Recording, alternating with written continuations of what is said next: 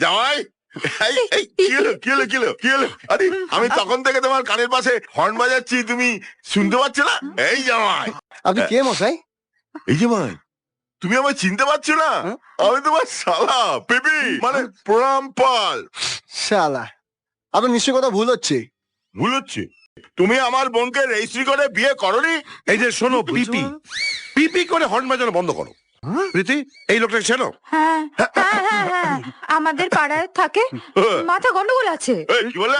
14 লোককে ধরে মারে, পাথর ছড়ে। আমি পাথর ছুড়ি? এক্ষুনি আমি খানির দিয়ে তোমার মাথা ফাটিয়ে দেবো। দেখলে তো, মাথা গন্ডগোল।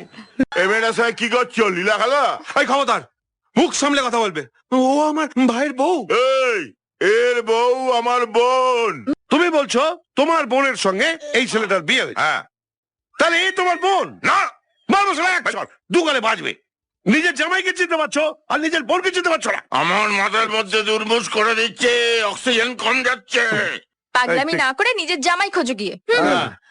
এক সেকেন্ড, কই গেল?